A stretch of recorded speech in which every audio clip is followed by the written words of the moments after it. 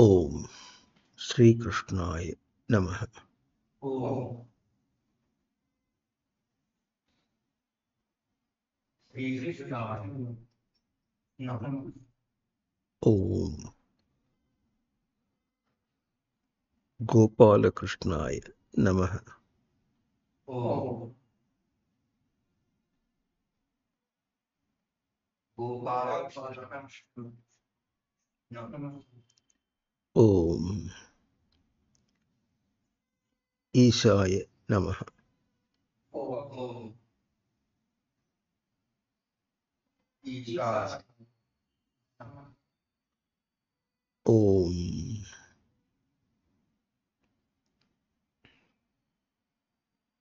ఈశావాస్యమిదగం సర్వం. ఓం ఈశావాస్య యత్కించ జగత్యాం జగత్ యత్కించ జగత్యాం జగత్ తేన త్యక్తేన భుంచీథాః తేన త్యక్తేన భుంచీథాః మా గృహ కస్యచిద్ ధనం. మా సంస్కృతం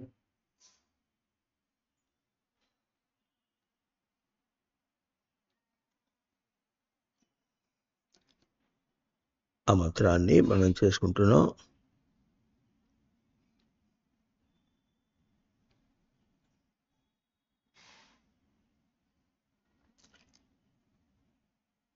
ఉనికి యొక్క నియామకం. ఏ కాస్త జగత్తును ఈ సృష్టిలో ఊహించినా అది జగత్తు యొక్క స్వరూపం కాదు, అది ఉనికి యొక్క నియామకం. ఉనికి యొక్క అల్లిక గనక ఉనికి యొక్క నియామకం. ఏది ఉందో దాని పరంగానే ఉంటుంది ఎట్లాగైనా సరే. కానీ మనిషి చాలా విపరీతంగా తీసుకుంటున్నాడు. దానిలో విశేషం ఎట్లాగంటే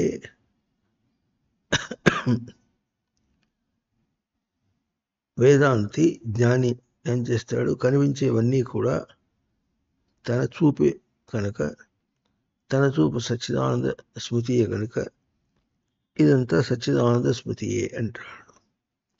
తను గ్రహించిన దాని గురించి ఏం చెప్పినా తనకు కనబడేది అదే కనుక, తనకు కనబడటం అనేటటువంటిది అక్కడ ఇప్పుడు స్థూలంగా దృశ్య రూపంలో కనబడటం కాదు, తనకు దర్శన రూపంలో కనబడుట అని చెప్తాడు. ఇప్పుడు సామాన్యుడు అతను ఎట్లా చెప్తాడంటే తన ప్రవృత్తికి ఎట్లా తోస్తే అట్లా అంటాడు.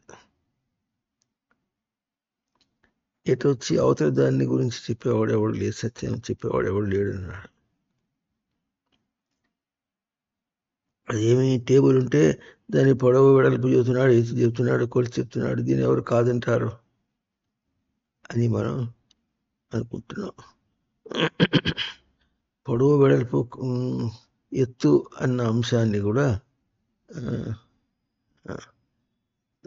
దీర్ఘం ఇంకా వెడల్పుకి ఇట్లా పదములు తీసుకొని దాంతో అర్థమే చెప్తాడు వేదాంతి.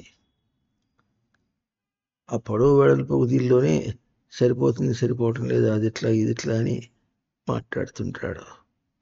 దానికి ఏదో గుణములు ఉన్నాయి, గట్టితనం ఉందనో అదేనో ఇదనో ఇంకా చూడటానికి అందంగా ఉందనో ఇట్లా చెప్పుకుంటూ పోతూ కూడా దాన్ని కూడా తన ప్రవృత్తితో చూస్తున్నాడు. మళ్ళా అంటే ఉన్న నామరూప క్రియా గుణములను కూడా వేదాంతి ఒక దృష్టితో చూస్తున్నాడు. సామాన్యులు వాళ్ళ దృష్టి తగినట్టుగా అనేక మంది అనేక రూపాలుగా చూస్తున్నారు.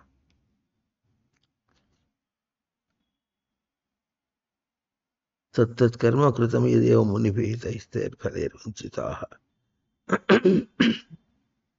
మునులు నామరూపములను త్యజించి ఎట్లా దర్శనం చేస్తున్నారో ఇప్పుడు వీడు కూడా నామరూపములను త్యజించి చేస్తున్నాడు. కానీ వాడేమో తన నైజంతో, సృష్టి యొక్క నైజంతో దర్శనం చేస్తున్నాడు వేదాంతి. సామాన్యుడు సృష్టి కంటే వేరే దాంతో చూస్తున్న కనబడుతుందని దాంతో వ్యవహారం చేస్తున్నాడు.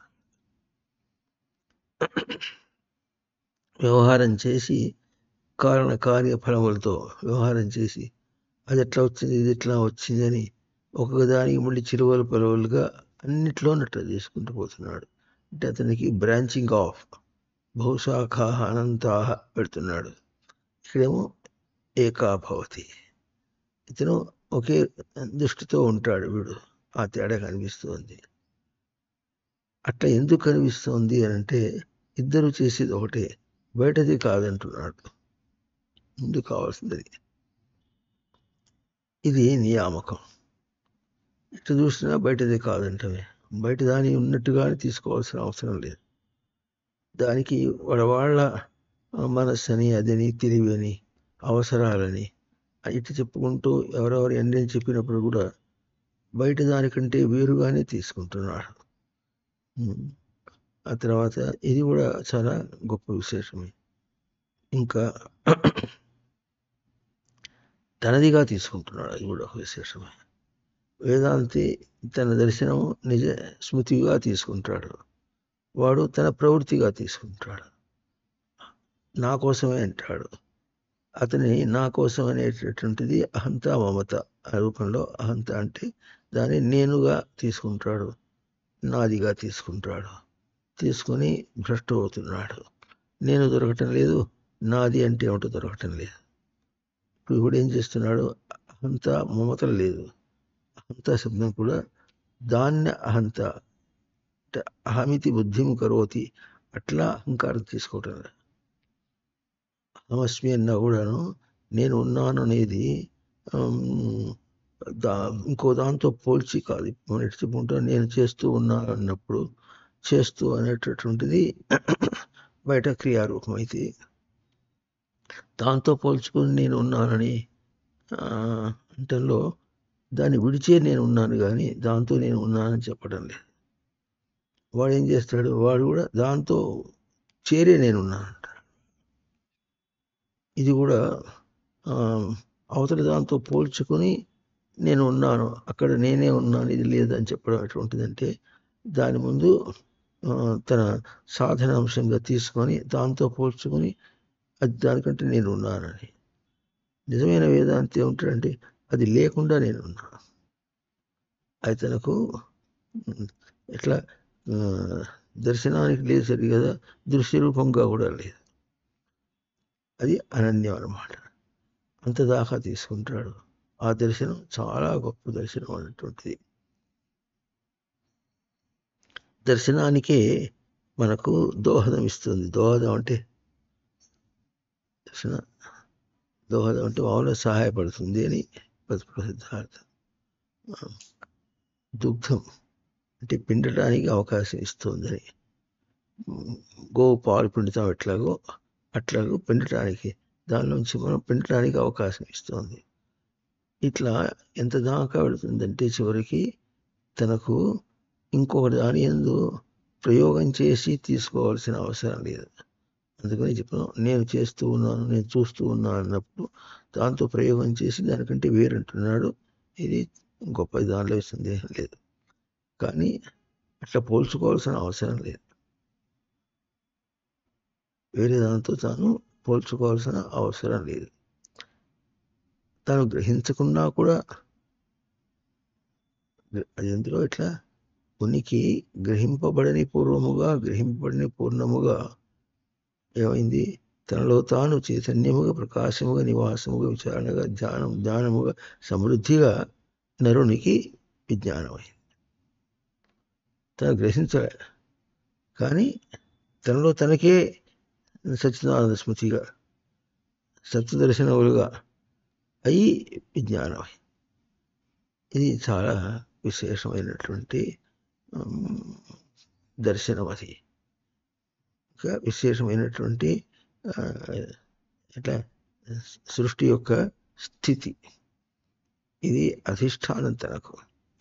తను దర్శనం చేయనప్పుడు కూడా అది ఎట్లా ఉంది, తనలో తనకే అట్లా ఉంటుంది. అదే తనలో అట్లా ఉన్నది కనుకనే జీవుడు ఏం చేస్తున్నాడంటే ఎంత దూరం జారిపోయినప్పటికీ కూడా ప్రతిదీ కూడా తనలో తనకే సప్తదర్శనములుగా వస్తుంది. అక్కడ ఒకటే అంశం ఒకటి తీసుకెళ్తున్నాడు, ఉన్నాను అనే అంశము అక్కడ ప్రయోగాన్ని తీసుకెళ్ళినంత అప్పటికే తన్నే ఇంత శోధన చేయించి బయటికి లాగుతుంది.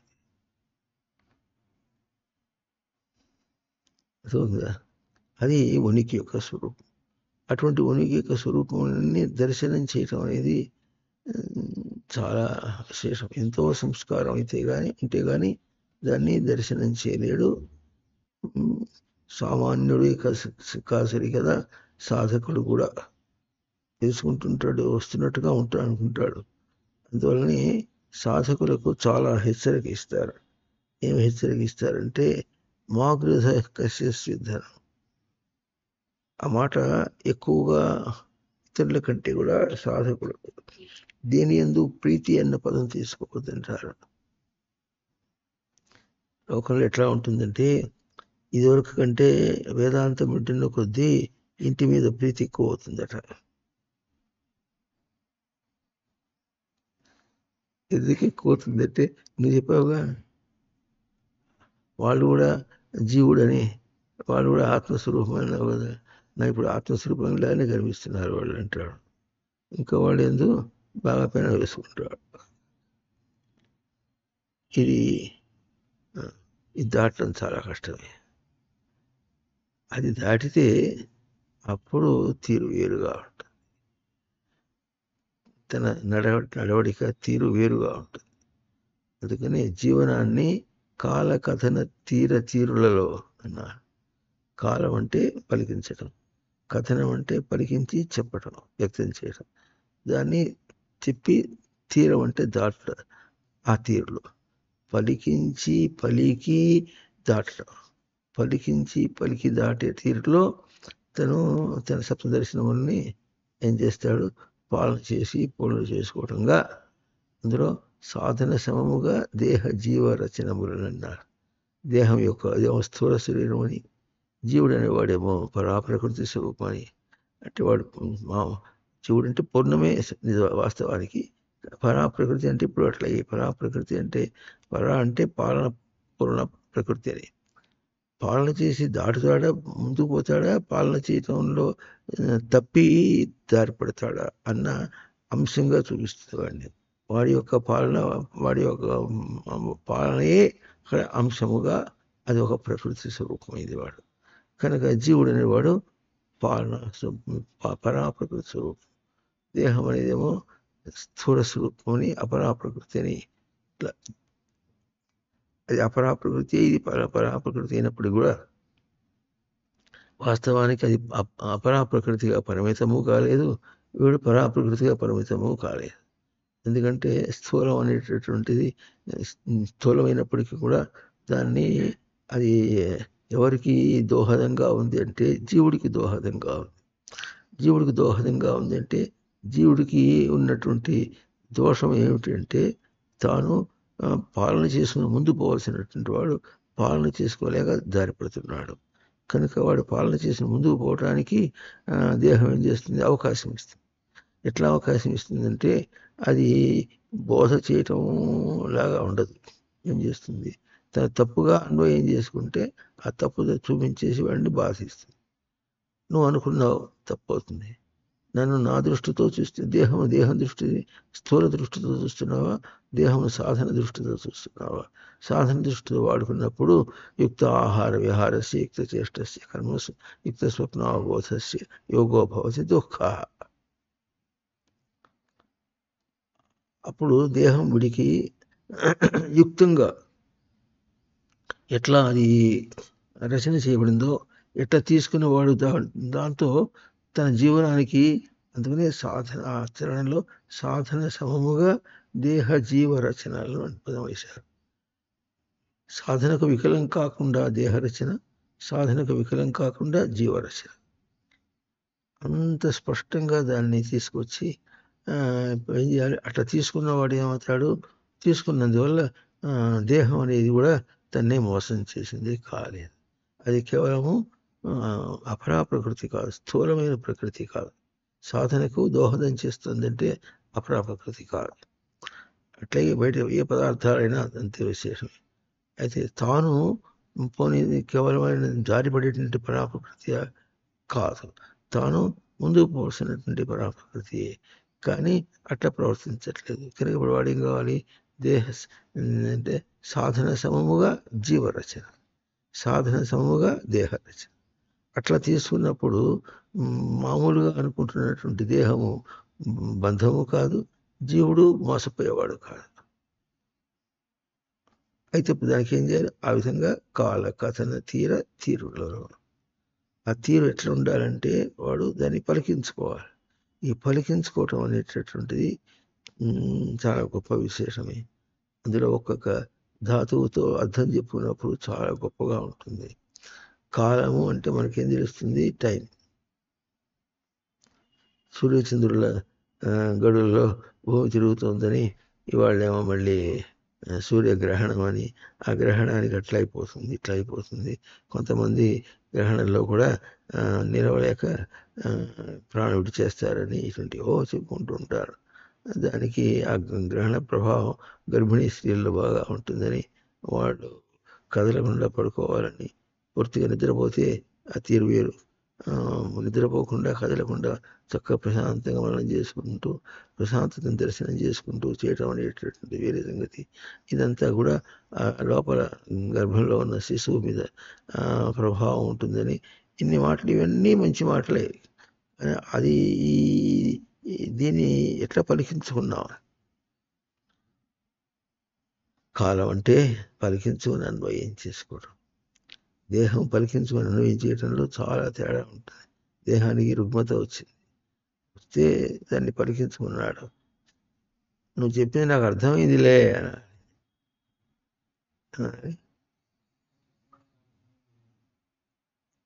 ఇస్తున్నావు సాధన అవకాశం. ఏడుస్తావా, దాటిపోతానంటావా అంటుంది.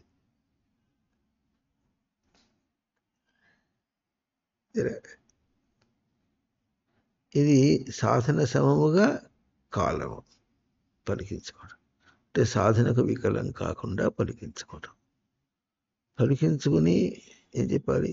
కథనం చేయాలి, చెప్పాలి, వ్యక్తం కావాలి. ఎవరు చెప్తాడు? ఎవరు చెప్పేది లేదు. అందుకని చెప్పడాన్ని వాటికి అనే పదం వేరు. కథనం అంటే ఇప్పటికీ కథ ప్రకథని, కథ ప్రఖ్యాని అని ఇట్లా చెప్పినప్పుడు ఏమవుతుంది? అది తాను తనకే వ్యక్తం, తనకే చెప్పుకుంటాడు, ఇంకెవరు చెప్పుకుంటాడు? తానెవరు? తనలో తానే. చెప్పేవాడు విడిగా, వినేవాడు విడిగా, చెప్పుట అనేది ఒక ప్రక్రియ. అవి మూడు విడిగా లోకంలో ఎట్లా ఉంటాయి? మూడు విడిగా ఉంటాయి. దీన్ని త్రిపుటి అంటారు. ఈ త్రిపుటి లేకుండా, మూడుగా లేకుండా తనలో తాను చెప్పుకోవడం అనేటటువంటిది ఏదో కొన్ని విషయాల్లో తనలో తాను అనుకుంటాడు. నేనే అనుకున్నా అంటాడు. అనుకున్నప్పుడు తనలో తన ఒక వ్యవస్థ, తన అనుకోవటంలో తను తాను దర్శనం చేసి చూసుకుంటే అప్పుడు అది విషయాత్మకంగా అనుకుని గబుకుని బయటికి తూపుతాడు.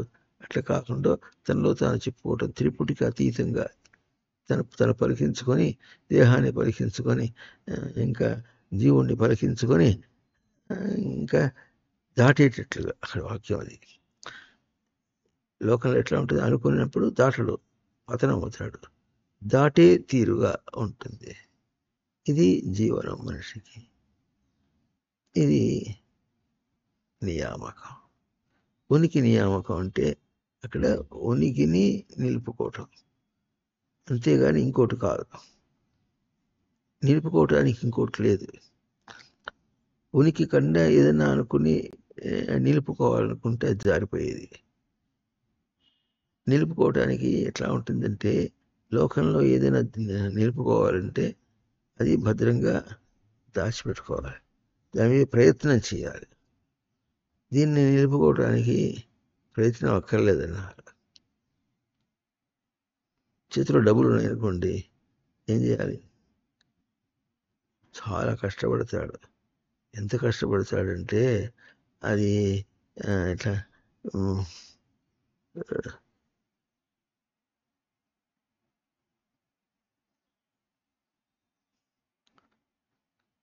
ఖర్చు అయిపోతుందేమో.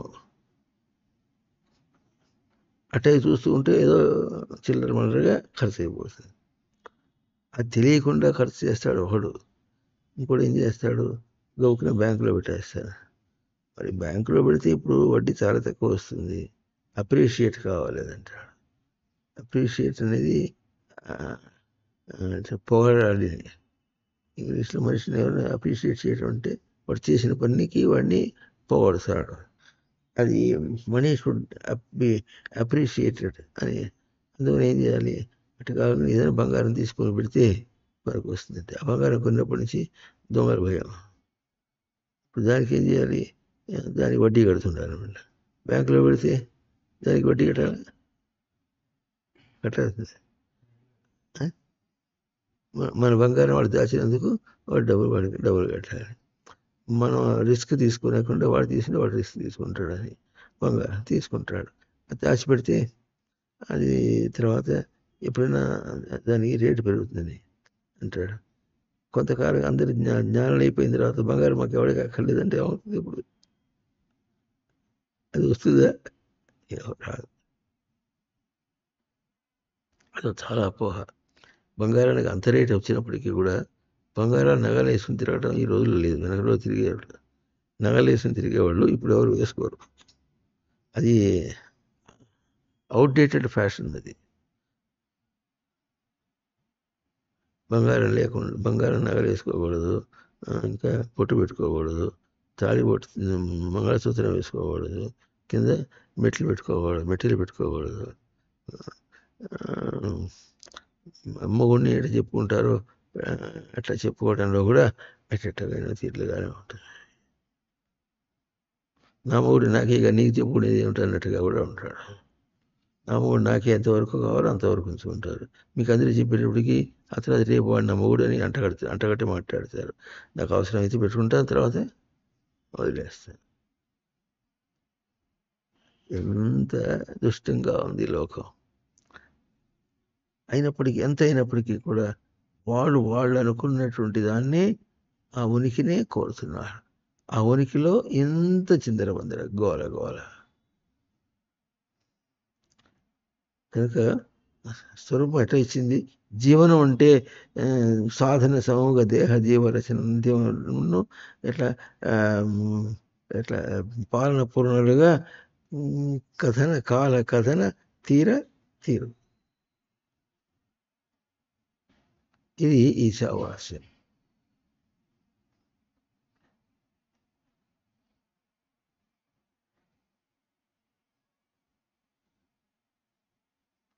అయితే ఇక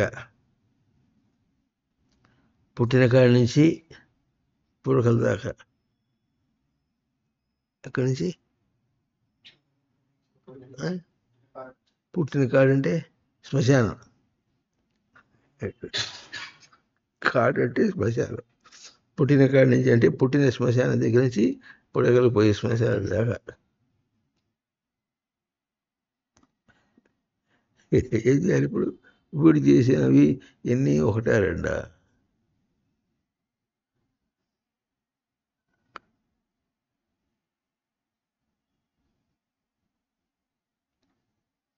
అక్కడ వీడు ఎట్లా ప్రవర్తించినప్పటికీ కూడా వీడు గుర్తించవలసింది ఒక రహస్యం. ఏమిటంటే తాను ఉనికి స్వరూపుడై ప్రవర్తిస్తున్నాడు, ఉన్నవాడే ప్రవర్తిస్తున్నాడు. ఎంత అజ్ఞాని అయినా సరే, నువ్వు ఉన్నావంటే నేను లేకే ఉన్నాను చెప్పడు. ఏమంటాడు? లేక ఏమీ ఉన్నా. అంత గట్టిగా చెప్తాడు వాడు. సరే, నెల్లూరులో సాధు పరిషత్తులో ప్రవచనం మొదలుపెట్టానే మీరందరూ ఉన్నారా అని అడిగేవాళ్ళు. వాడు మొదట్లో ఏమిటి అంటున్నాడు అని కాస్త మళ్ళీ రెండో మాట మీ అందరూ ఉన్నారంటే ఉన్నామన్నారు ఒకసారి అందరూ. అలా ఏమి నమ్మకం అన్న ఉన్నారని నమ్మకం అంటే ఎక్కడితో చెప్తాడు, ఏం చెప్పాలి?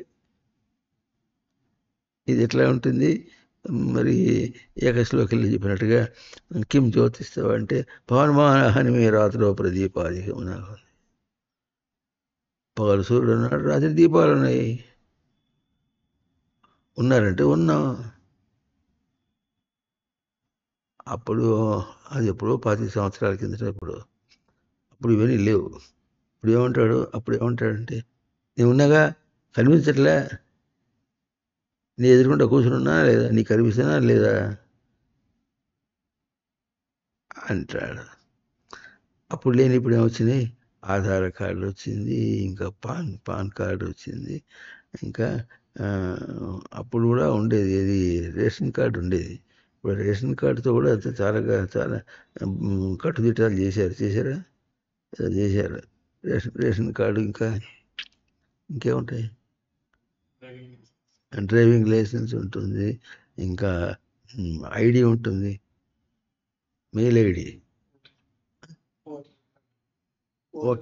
ఓటర్ కార్డు ఉంటుంది.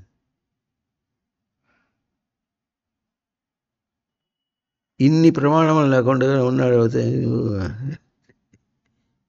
ఇవన్నీ ఏమిటి, ఇవన్నీ ప్రమాణములు.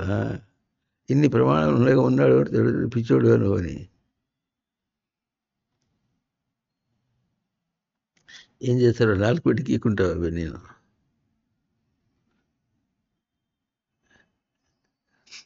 చేతిలో పెట్టి కాల్చిన తర్వాత వీటిని ఆడవను. ఇన్ని ప్రమాణాలు పెట్టుకుని ఈ ప్రమాణాలతో ఆడపిల్ల ఎక్కడ ఆడతాడో.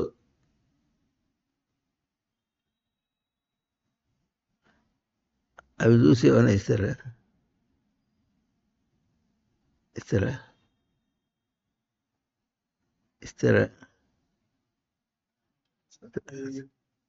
చచ్చిపోయినాడని రుజువు అయ్యేదాకా ఇస్తుంటారు.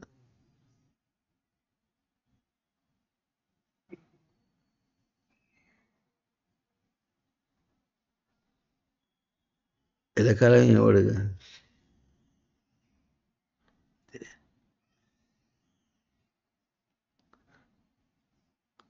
ఇప్పుడు పుట్టిన కాడి నుంచి పుడకల్లో పోయేదాకా ఇదంతా ఈ శ్మశానంలో. ఎక్కడ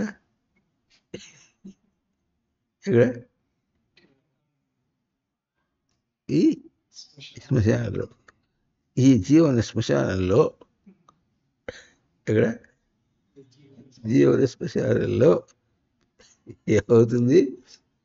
అన్నీ కూడా అన్నీ తను చంపుకుంటాడు, చితి పెట్టుకుంటాడు.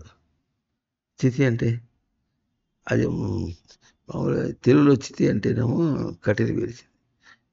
చితి అంటే సంస్కృతంలో చిత్తి అందని.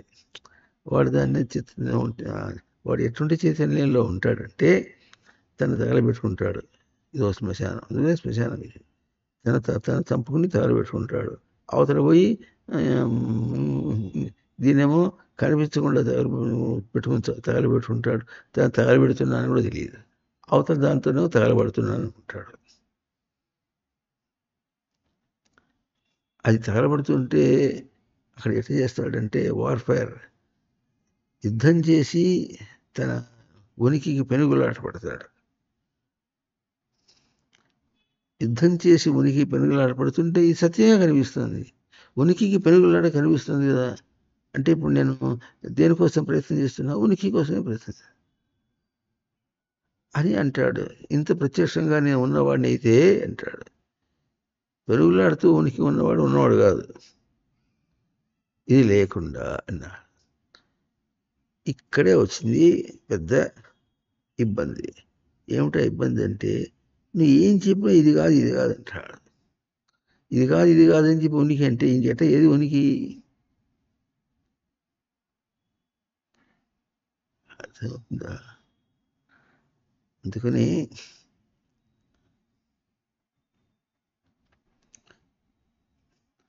పుట్టిన కాడి నుంచి పుడకల్లో పోయేదాకా తాను ఈ శ్మశానంలో పడి చావు బ్రతుకుల్లో అవస్థపడుతున్నటువంటి వాడని అది కూడా తెలియకుండా తిరగటం కాదు, ఏం చేస్తున్నాడో కూడా తెలియటం కాదు. అందుకని ఈశావాస్యం ఎట్లాగా ఉంటుందంటే నువ్వు ఏం చేస్తున్నా ఒకటే నువ్వు చేసేది, ఎట్లా తన దర్శనం చేసుకుంటున్నాడు. చాలా గొప్ప విశేషం. నువ్వు క్రియ చేయటంలే, అందుకని దాన్ని కర్మ అన్నాడు. అది క్రియ కాదు, అది కర్మ. ఇంద్రియ చేష్ట కాదు, అది కూడా కర్మయే. అట్లాగే ప్రవర్తిస్తుంది వేదాంతంలో. వేదంలో పదములన్నీ కర్మగానే చెబుతుంది, అంతేగాని అయితే క్రియాపదం ఉంటుంది. ఆ పదం చెప్పే తీరు వేరు. అది ఆ తేడాన్ని చూపించడం కోసమని బోధాత్మకంగా ఎక్కడ వాడాలో అక్కడ వాడుతుంది, అంతేగాని తను చేసేది అన్నిటినీ కర్మ అంటాడు. పూజ కర్మ, అది కర్మ, ఈ కర్మ, అన్ని యజ్ఞాది యాగాది అన్ని కర్మలుగా చేయమంటే మనం చేసింది యజ్ఞం అంటే, యజ్ఞం చేస్తే అది కర్మ అవుతుంది. యజ్ఞం కర్మగా చేయాలి. యజ్ఞకర్మ అంటే యజ్ఞశ్చ అసౌ కర్మశ్చ, అది యజ్ఞము, అది కర్మ. పూజాచ అసౌ కర్మచ, పూజా కర్మ. అది కర్మగా చేస్తే పూజ, చేయకపోతే పూజ కాదు. అది కర్మగా చేస్తేనే పూజ ఏదైనా. అట్లాగే శ్వాస పీలుస్తున్నా కూడా అది కూడా కర్మయే. ఎందుకు కర్మ? ఇక్కడ తనను ప్రయోగం చేస్తున్నాడు. తనను ప్రయోగం చేసి తన స్మృతిని ప్రయోగం చేస్తున్నాడు. ప్రయోగం చేసి ఆ చేష్ట జరుగుతోంది. మరి దీనిలో కూడా ఎట్లా ఉంటుందంటే అప్పుడు కూడా తనలో తానే చైతన్యవంతం చేస్తున్నాడు. ఇప్పుడు శ్వాస పీలుస్తున్నాడు అనుకోండి, శ్వాస పీల్చేటప్పుడు తనలో తాను చైతన్యవంతం చేసుకోవటం లేదు. బయట ఏదైనా పని చేస్తున్నానంటే కూడా తనలో తాను చైతన్యవంతం చేసుకోవటం లేదు. అంటే ఏమిటంటే దానికోసమని తనలో తాను కాకుండా తనను బయటకి ఏం కావాలో ఎట్ట కావాలో దానికి ఏం చేసుకుంటున్నాడు, చురుకుగా చేసుకుంటున్నాడు. ఆ చైతన్యం ఇంకా అయితే తనలో తాను శోధన చేసుకోకుండా ఏది జరగదు. బయటగా పనిచేసినప్పుడు కూడా తను యాక్టివేట్ చేసుకోవాలంటాడు ఇంగ్లీష్లో. తను తాను యాక్టివేషన్ అంటే చైతన్యం అని అర్థం కాదు, తను తాను చేసుకోవాలి, చురుకుగా చేసుకోవాలి అని అంటాడు. అది తనని తానే చేసుకోవాలి, చురుకుగా చేయటం అని. ఆ పని ఏం చేయదు. తను తాను చేసుకోవాలంటే పని చేయదంటే అర్థం ఎట్లా ఉంటుందంటే అది ఎట్లా చేస్తాడంటే పని ఎందు తనకి ఎంత ప్రీతి ఉంటే, ఎంత అక్కర ఉంటే అంతగా తాను చురుకుగా అవుతున్నాడు. అయిపోయాడు. కనుక అప్పుడు మనిషి దోవ ఏమిటి? పని చేయటం దోవ. తన భాష ఏమిటి? పని చేయటం భాష. పని అందే దోషం తీరు. ఇప్పుడు పని అందే తీరుగా ఉంటున్నాడో వాడికి ఇట్లా ఇంగ్లీష్లో ఒక సామెత ఉంది, ఇట్లా beg borrow or steal but do the job. బెచ్చమైతే బటురా, లేకపోతే అప్పు చేసి పట్టురా, లేకపోతే దొంగిలించి పట్టురా, కానీ పని పూర్తి చేయి. వీడి వల్ల పని పూర్తి అవుతుంది. కనుక లోకంలో ఎట్లా ఉంటుంది, వాడిని పైకి లేపిస్తుంది, వాడికి ఎక్కువ జీతం ఇస్తుంది. పని చేస్తాడుగా, వాడికి జీతం ఇస్తుంది. వాడు పని మీద దృష్టిగా ఉండి చేయటంలో వాటికి ఎటువంటి ఇట్లా న్యాక్ అంటారు ఇంగ్లీష్లో, ఎటువంటి నేర్పు ఉంటుందో ఆ నేర్పుతో వాడు చేస్తాడు. అది బయట పనిగా నేర్పుగా చేయటం వేరును, తను దర్శనం చేసేటటువంటి అది కూడా అది న్యాక్ కాదు, అది తనకు జిజ్ఞాస. తనకు తన యందు జిజ్ఞాస. తనకు జిజ్ఞాస అనేప్పటికీ ఈ న్యాక్ అంటే లోకంలో ఎట్లాగైతే దాని గురించి ఆలోచించి అంటాడు వాడు. దాన్ని కిలికి అన్నాడు. ఇప్పుడు ఆలోచన అంటే ఆ స్మృతో లోచతే ఎట్లా స్మృతిలో కిలుక్కుంటాడు. కిలుక్కుని ఏం చేయాలి అంటే తిట్టవుతుంది అవస్థపడి చేసి అని ఒక నిశ్చయం ఇచ్చినట్టుగా చేస్తుంటాడు. ఇది ఆలోచన కాదు. దాన్నే ఎక్కువగా మరి గురుదేవుల వాక్యం ప్రకారంగా నానేసి పెడతాడు బుర్రలో. నానుతూ ఉంటుంది అది. నానితే అప్పుడు మెత్తగా ఉంటే అప్పుడు ఏమవుతుంది, కొరుకుడు పడుతుంది. కొరుకుడు పట్టడం అంటే తెలుస్తుంది. కొరుకుడు పట్టడం అంటే నవ్వటానికి గట్టిగా ఉంటే ఏం చేస్తే నానబెడితే కొరకటం, కొరుకుడు పడుతుంది. అట్లా తను దాంతో కాసేపు నాటకాలు ఆడటానికి నానేసి పెడతాడు. అది ఇట్లా ఇటు చేద్దాం అటు చేద్దామని చేస్తుంటాడు. అది తర్వాత తట్టేదాకా ఏం చేస్తుంటాడు, అవి చేస్తూనే ఉంటాడు. పానీయం బొలుతు రావచ్చు, కుడుతున్న హాసలు ఇలా ఇది రావచ్చు, చేసి తిరుగుతున్నట్టు ఏం చేస్తాడు, సంతత శ్రీనారాయణ కాదు, సంతతంగా దాన్ని ఎట్లా నాలేశాడా అదే కెలుకుతుంటాడు, లోపల కెలుక్కుంటుంటాడు.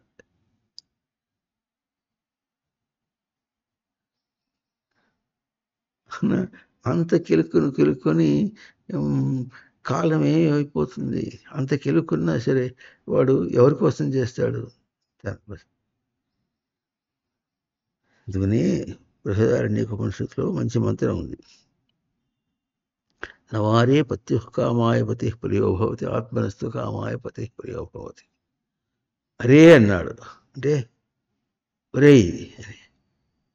నవా పత్యు కామాయ పతి ప్రియో భవతి. పతి కోసం అని పతి ప్రియం కాదట. ఆత్మనస్తు కామాయ పతి ప్రియో. మూడు ఏం చేయాలి, తను పడుకోబెట్టి పిసికేస్తూ ఉంటే వాడు చెమట పట్టించుకుంటూ ఉంటే అది ఊరినే పడుకునే ఉంటుంది. అది వాడు అదేం చేయదు. వీడే చెమట పట్టించుకుంటాడు, అవస్థపడిపోతుంటాడు వాడు. అంత అవస్థపడిపోయినా అది బాగుంటుంది వాడికి. వాడు అవస్థపడి తను ఎంత విసిగితే అంత బాగుంటుంది అని ఆ మార్గంలో పోయేవాళ్ళు చెప్తుంటుంటారు. చెమట పట్టించుకుంటాడు అంటుండేవారు గురుదేవుడు.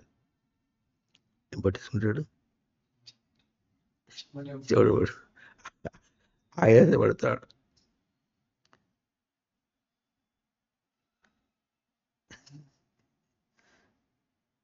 ఇప్పటికీ ఒకప్పుడు చాలా ఆశ్చర్యం వేసేది. ప్రవచన ధోరణిగా చెప్పచ్చు.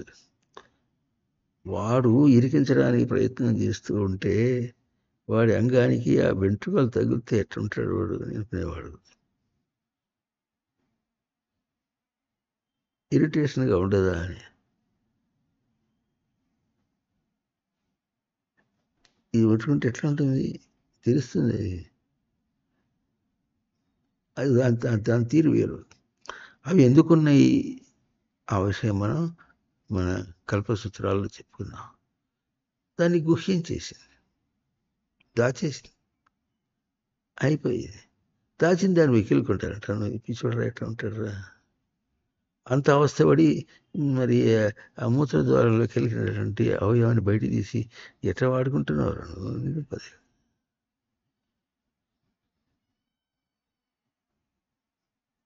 ఏం మగాడ్రా వీడు, ఇది నీ మీసం చూపించు.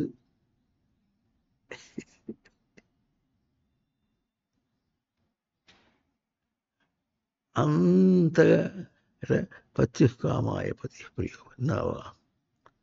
వాడు అటు చేస్తాడు కనుక వాడు ఆ కాస్త పని చేసి పెడితే ఎంత సేవ చేస్తుందో, ఎన్నెన్నో సేవ చేస్తుంది వాడికి. వాడు ఆ కాస్త చేస్తే చాలు వాడికి అంత. ఇంకా గురుదేవ తమాషగా ఏం చెప్తుంటాడులే, తన కోసం అంటే ఏదో గాజులు తెచ్చి పెడతాడు, ఇక్కడి నుంచి ఇక్కడ దాకా గాజులు వేస్తాడు, రంగు నగలు తెచ్చి పెడతాడు, ఫ్యాషన్గా ఉండటానికి చేసి పెడుతుంటాడు. మరి వాడికి కావాలిగా, నేను ఎంత అందంగా ఉంటే వాడు రెచ్చిపోవడానికి బాగా ఉంటుంది, వాడు అందంగా ఉండటం కోసం ఇట్లా ఉంటుంటాడు.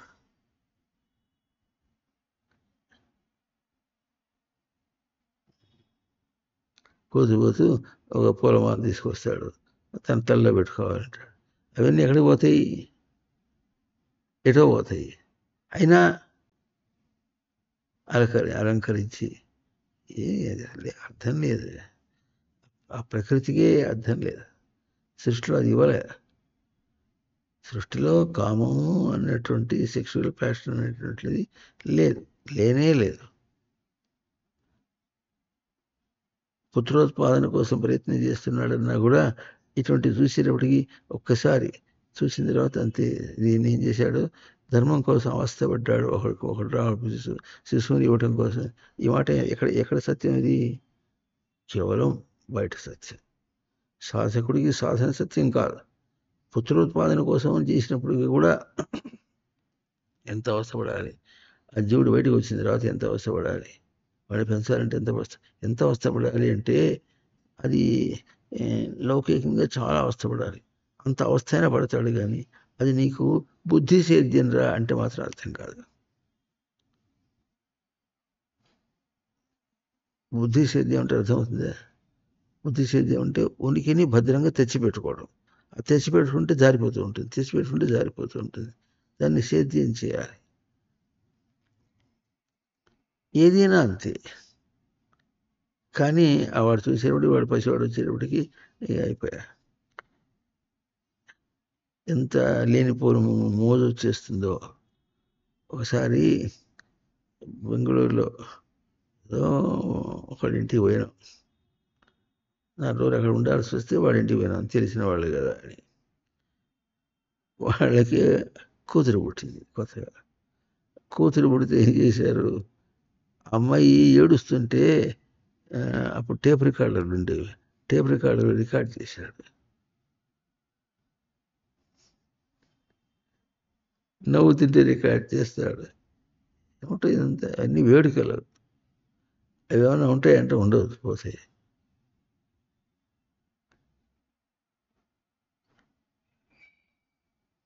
ఇప్పుడు మనం ఏం చేసాం, ఓ పసిపిల్లని పట్టుకున్నాం. పసిపిల్లలు చెప్తున్నారు వేదాంతము అని ఒక వీడియో తీశాం. ఆ వీడియో తను ఏం చూస్తుంది ఆ పిల్ల, పెద్ద అయిన తర్వాత కూడా తన వీడియో చూసి నేను ఇట్లా అని ఏదో అనుకుంటే అనుకోవచ్చు. వయస్సుని బట్టి ఎదుగుతున్న కొద్దీ తనకు తన ఇట్లా శైశవావస్థలో ఉన్నటువంటి దాన్ని చూసుకుంటాను. కానీ అది చూసిన వాళ్ళకి ఎంతో చెప్పడానికి ప్రయత్నం చేశాను. అసత్యం అది. ఆ పెంచిన అట్లా పెంచడానికి ప్రయత్నం చేసేటప్పుడు ఏమవుతుంది, ఎట్లా దర్శనం చేయాలంటే అట్లా పెంచడానికి ప్రయత్నం చేసినప్పుడు తనకు విద్యాభ్యాసం, బుద్ధికి సేద్యం అవుతుంది అని చూసుకోవడం వదిలిపెట్టేసి వాడు పసి మాటలు మాట్లాడుతుంటే, ముసి నవ్వులు నవ్వుతూ ఉంటే, బోసి నవ్వుతూ మాట్లాడుతుంటే ఎంత ఎంత సంతోషం ఉంటే కట్టుకున్న బట్ట కూడా ఊడిపోతుంది.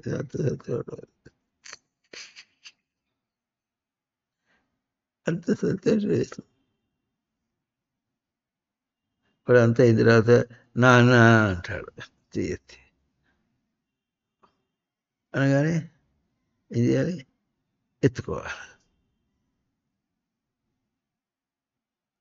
లేకపోతే ఇంకో అందరం పోదాం, పోతే ఇంటికి పోదాం, అక్కడ పడుకుంది కానీ అంటాడు.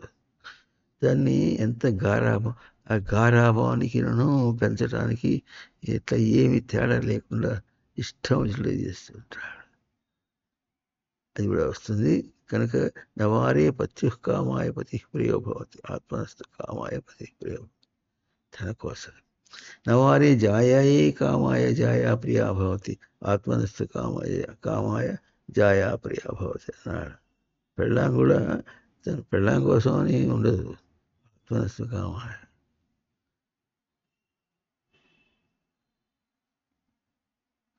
దానిలో కూడా దొంగ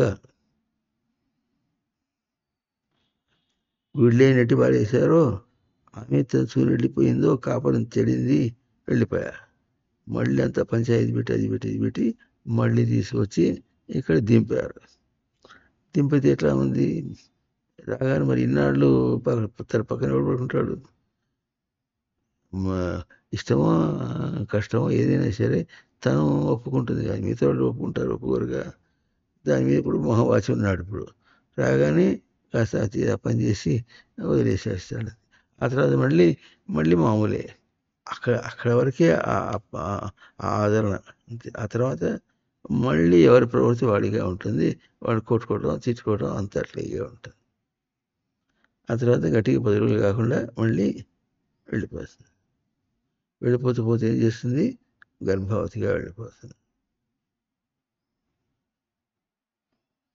వాళ్ళ ఆయనేమో అవస్థపడి భద్రంగా చేసి పంపించేస్తే అక్కడ ఉండకుండా మళ్ళీ వచ్చింది. మళ్ళీ గర్భవతి వచ్చింది. ఇప్పుడు గర్భవతి వస్తే ఆ కసురుని ఎవరు పెట్టాలి? కూతురు.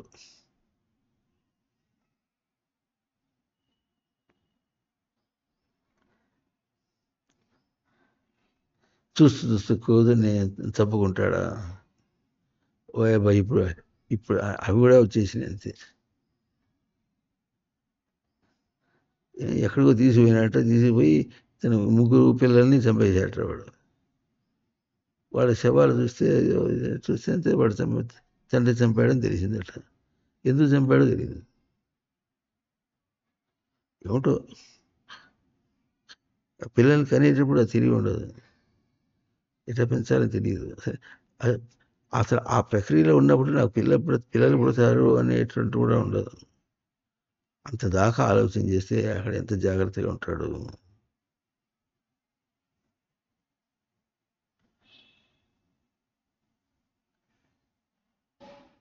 మా గృహస్య ధనం. పిల్లవని ఆ ధనం ఆ ప్రీతిని తీసుకోకు. మొగుడనే ప్రీతిని తీసుకోవద్దు. తీసుకుంటే చచ్చాయి ఇక అయిపోయింది.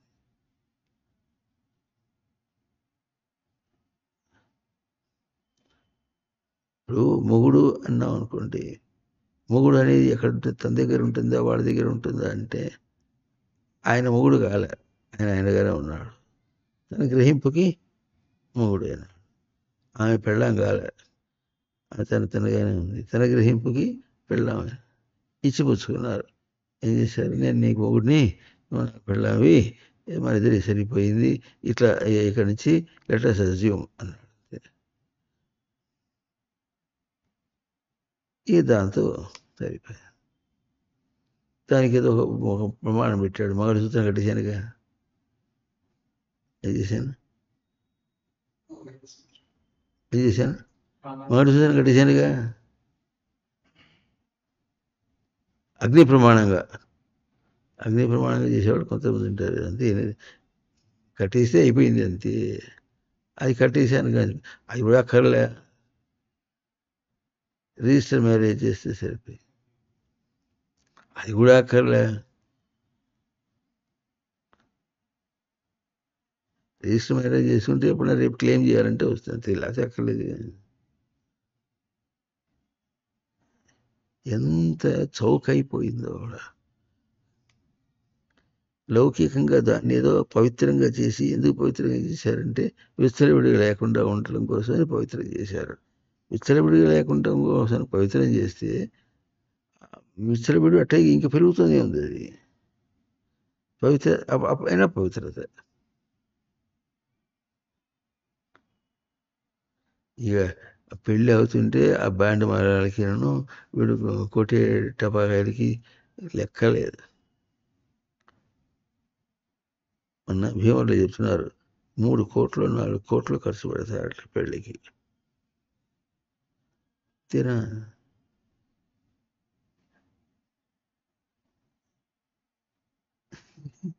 ఇంకోటి చేసింది ఏంటంటే, ఇక్కడ ఒక చోట నేను వస్తూ ఉంటే అక్కడ ఒక చోట ఆ పేరు నిన్న న్యూస్లో కూడా వచ్చేసింది. ఏమిటంటే విఘ్నేశ్వరుడి చేతిలో లడ్డు పెడతారు. చివరికి ఆ లడ్డు వేలం పాటేస్తారు.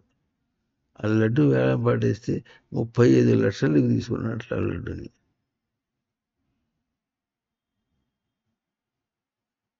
భక్తి కారిపోతుంది. ఎంతకి? 35 లక్షల రూపాయలు. 35 లక్షలు గవ్వలు కాదు, రాళ్ళు కాదు, రూపాయలు. ఇదంతా తంతంతో చేస్తారు. అందుకనే పొద్దు నుంచి మొదలు పెడతారు ఆ విగ్రహాన్ని. అది తీసుకెళ్ళడానికి. ఎంతసేపటి తీసిపోరు. గింగి గింగి అని వాడు డప్పు వాయిస్తుంటాడు, బ్యాటలు వాయిస్తుంటాడు, దుంపదవుతుంది. నిన్న సాయంత్రం తిరిగి వచ్చేటప్పటికి గోల గోల గోల గోల. 8కి కాస్త అయిపోయింది కదా అమ్మయ్య అనుకున్నాడంటే ఇంకో అరగంట మళ్ళీ మొదలైంది. మళ్ళీ రాత్రి 11 దాకా ఇంకోటి.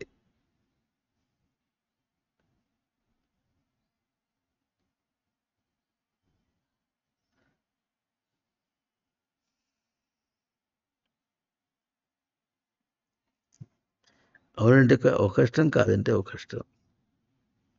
ఇష్టం లేకపోయినా చీఫ్ మినిస్టర్ ఏం చేయాలి? వాళ్ళు ఆదరించినట్టుగా ఖైరతాబాద్ పోయినాడు. ఖైరతాబాద్ పోయి అక్కడే కావాలి అన్నిటికంటే పెద్దది చేస్తారేమో, అంతేనా? అన్నిటికంటే పెద్దది చేస్తారు. అక్కడికి పోయి హారతి ఇచ్చి ఏదో వస్తాడు.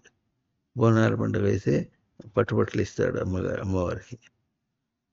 అప్పుడు మాతో సమానంగా ఉన్నాడు, మా అటువంటి ఉన్నాడు, మేము పిచ్చి అయితే మా పిచ్చి అంతా ఎక్కించుకుంటాడు. చీఫ్ మినిస్టర్ చాలా మంచివాడు.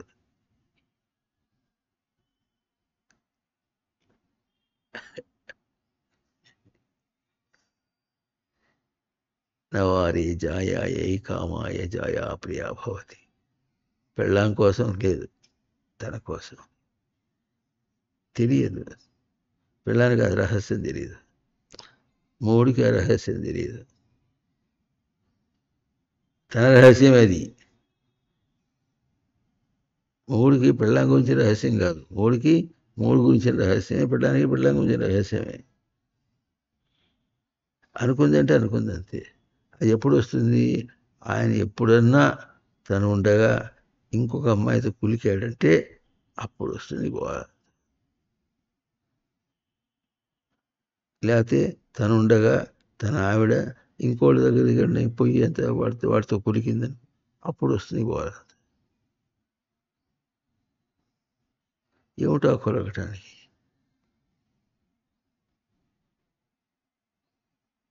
కొంతమంది ఇట్లా చెప్పుకుంటారు, అసలు చాలా ఎంత సహ్యంగా ఉంటుందో. ఎప్పుడో 1980-81 ఆ ప్రాంతాల్లో మొట్టమొదటిగా భావవ్యక్తి అధ్యయనం రికార్డ్ చేయటం కోసమని అన్నపూర్ణ స్టూడియోకి పోయినాం. అక్కడికి ఎందుకు పోయినామంటే అక్కడ స్టూడియోలో ప్రొజెక్టర్ ఆపరేటర్గా ఉండే అతను బ్రహ్మచారి, అతను మఠానికి వస్తుండేవాడు. అక్కడ ఉంది నేను చేయిస్తా అని చెప్పి తీసుకెళ్ళాడు అక్కడికి. అప్పుడు రికార్డిస్ట్ అంటే రికార్డ్ చేసే అతను అనమాట. కాకపోతే సినిమాలో రికార్డు అంటే వాడికి చాలా కురుకుడు అంతా చాలా బాగా ఉంటుంది. వాడు ఏ సందర్భంగా మాట్లాడుతూ నాకు మా పక్కింటి ఆవిడ మీద ఆశ ఉంది అంటాడు వాడు.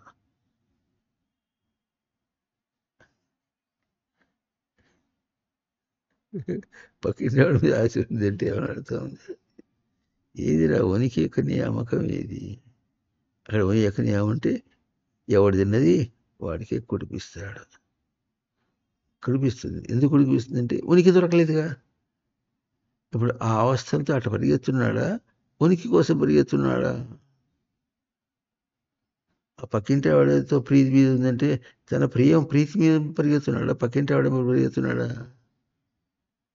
అది కూడా తెలియదు. అస్సలు మన ఇంకోటి సచ్చిదానందముని ప్రయోగం చేస్తున్నామంటే సచ్చిదానందముని అక్కడ ప్రయోగం చేస్తున్నాడా, తన స్థానంలో ప్రయోగం చేస్తున్నాడో కూడా తెలియదు.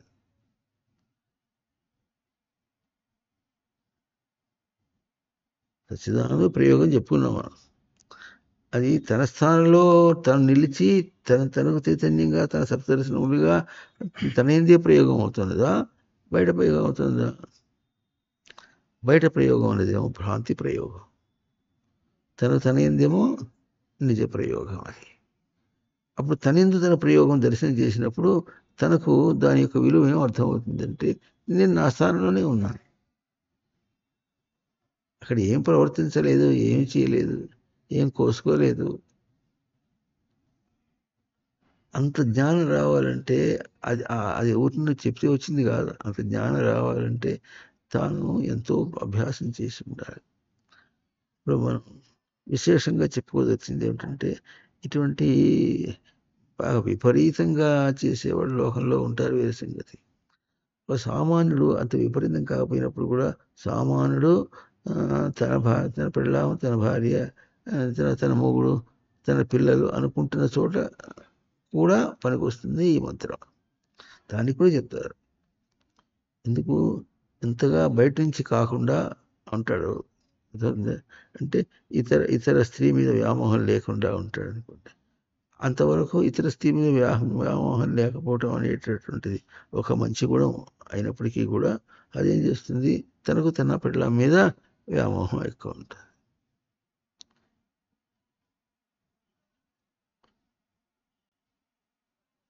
బయటతో పట్టించుకోకుండా తన ఎందు సంసారంలో కుదురుగా ఉండటం అనేటటువంటిది లోకంలో బాగుంటుంది. వాళ్ళు అది బాగానే ఉంటుంది. కానీ వాత్సల్యం పెరిగిపోతుంది, నాది అనేది అవుతుంది, అహంతామతలు పెరిగిపోతాయి.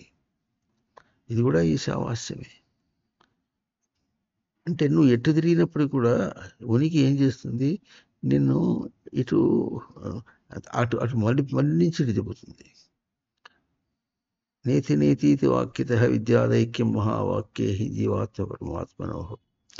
జీవించే జీవాత్మకు తన పరమాత్మకు రెండింటికి కూడా జీవాత్మ పరమాత్మనో ఐక్యం అంటే ఏకభావం.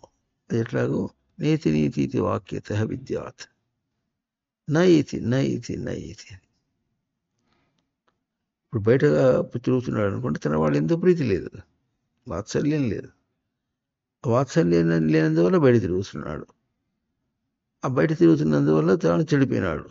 అట్లా లేకుండా అక్కడి నుంచి దాన్ని తప్పించుకొని తన ఎందుకు కుదురుగా ఉంటాడు. ఇప్పుడు బయట ఇంకో దాన్ని చూడు, ఇంకోటి ఏం చేయడు. సాంసారికంగా చాలా గుట్టుగా ప్రశాంతంగా ఉంటారు వాళ్ళు. ఇప్పుడు మూడు పిల్లలు పోట్లాడుకోరు, ఏమనరు, ఘర్షణ పడరు, ఏమి ఉండదు. ఏమి లేకపోయినప్పుడు కూడా నా పిల్ల అంటాడు చాలు. జీవుడని తెలియదు, జీవాత్మ పరమాత్మ భేదం తెలియదు, అక్కడ నిజరూపం దర్శనం చేయలేదు.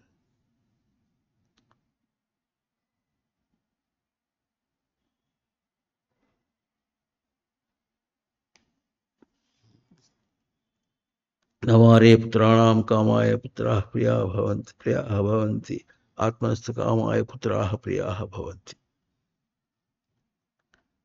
నా కొడుకు అని చెప్పుకోవడానికి వాడు పుత్రుడు కంటే వాడు ఏం చేస్తాడంటే పున్నామలో నరకం నుంచి తప్పిస్తాడట.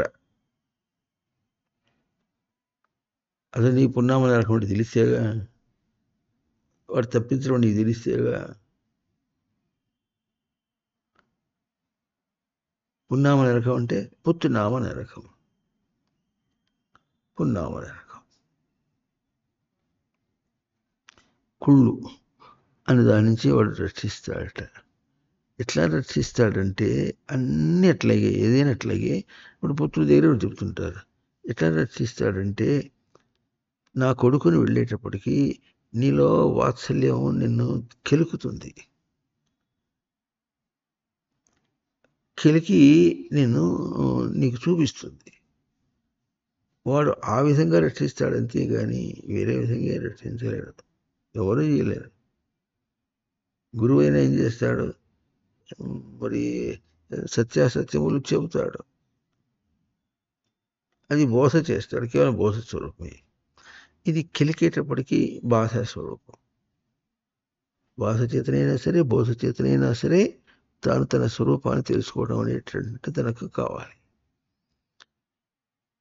ఇది ఈశావాస్యం, ఉనికి యొక్క నియామకం. ఉనికి యొక్క నియామకం ఎందుకు అవుతుందంటే బాధ చేత చేస్తుంది, ఉనికి అందకపోవటం అనేటటువంటిది నియమించి నేను దానిలో తిరుగుతున్న కొద్దీ ఉనికి కోసం ప్రవర్తిస్తాడు. దానికోసం చిలువలు పొలవలు కల్పించి ఎంత తిరిగినప్పుడు కూడా ఉనికి అందటం లేదని దర్శనం చేసుకుంటూ తిరుగుతున్నావు అనే మాట గుర్తించు, ఎప్పటికైనా గుర్తించు.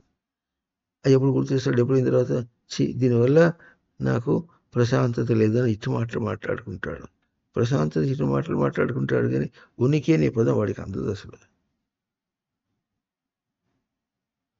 ఇట్లా ఉండలేకపోతున్నా అన్నప్పటికీ కూడా ఉండడం అంటే ఏమిటో, ఉనికి అంటే ఏమిటో, ఇట్లా ఆల్ అగేన్స్ట్ ఆల్ డిస్టర్బెన్సెస్ అన్ని చపలములకి వ్యతిరేకంగా చేసుకుంటున్నప్పటికీ నాకు కుదురు స్వరూపం అని.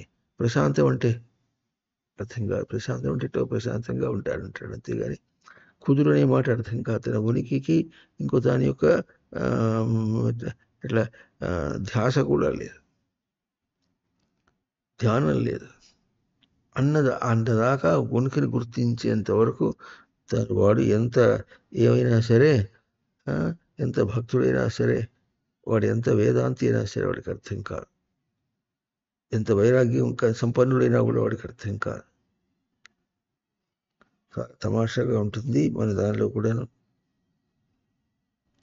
కాబట్టి చూడండి, మరి అన్నమాచార్య అని పేరు పెట్టుకున్నట్టు తెలియదు, కానీ త్యాగరాజు అయితే ప్రతిదానికి పాట చివరి త్యాగరాజు అని వస్తుంది. తన పేరు వచ్చేసి త్యాగరాజు అంటే త్యాగరాజు చేత నృతింపబడినవాడు, పొగడబడినవాడు అని తనకి స్వామిని త్యాగరాజనుత అనుకుంటూ పుట్టుకుంటాడు. ప్రతి కీర్తన చివరి వస్తుంది అది. ఇక అయిపోయింది తన భక్తి ఎంతవరకు. నువ్వు ఎంత ఏడ్చినా ఏమీ లాభం లేదు. మనం గుర్తించాలి, నిజ సాధకులు బాగా గుర్తించాలి. ఏడ్చి ఏమి లాభం లేదు. నీ సంగీతం దేనికి పనికిరాదు, నీ వైరాగ్యం దేనికి పనికిరాదు. ఆ వైరాగ్యంలో అతను రాసిన పాటలు చూస్తే ఎట్లుంటాయంటే చాలా గొప్పగా ఉంటాయి. అహంకరించడం ఎందుకు చేయడం అంతా కూడా ఒకట రెండా చాలా పాటలు రాశాడు ఆయన. అంత ఉన్నప్పటికీ కూడా, అంత వైరాగ్య సంపన్నమైనప్పటికీ కూడా ఆ చిన్న మాట, నేను ఎక్కడ నృతించగలను అని అనుకుంటూ నృతించడం ఏమిటో అంత ఆరాటం. ఈ ఆరాటం అనేది ఒక పొట్టన వదిలేదేం కాదు. మరి మన దీనిలో కూడా జయదేవ అష్టపదిలో కూడా చివరి వస్తుంది జయదేవ అని పదం. అతను అంత వైరాగ్యం రాశాడు. ఇక్కడ మనం ఏం చేసాం, అది ఎటువంటిది అంటారు దాన్ని, శృంగార రస ప్రధానమైనటువంటి కావ్యం అనేసారు వాళ్ళందరూ. దానిలో శృంగారం రాసి కాదు కదా, ఒక్క పదం దానిలో లేదని మనం రుజువు చేసుకుంటూ నిర్వచనం చేసుకుంటూ చెప్పుకున్నాం. అంత చెప్పినప్పటికి కూడా ఇంకా మరి కథ ప్రకారంగా చివరి నుంచి రెండోదో ఇప్పుడు ఒక కీర్తనలో పద్మావతి అని తన భార్య పేరు కూడా పెట్టుకొని దానిలో చూపించి పద్మావతి యొక్క సహకారం అని అంటాడు. అంటే పద్మావతి తనను మోసం చేయలేదని, తన తపస్సు అడ్డు రాలేదని చెప్పుకుంటూ అంత చెప్పుకున్నప్పటికీ కూడా అంత వేదాంత మనం ఎంత రుజువు చేసుకున్నాం అంత వేదాంతం దానిలో ఉన్నది. అటువంటి వేదాంతం ఉన్నట్టు దానిలో కూడా ఎట్లా భణితం, జయదేవ భణితం అనుకుంటారు.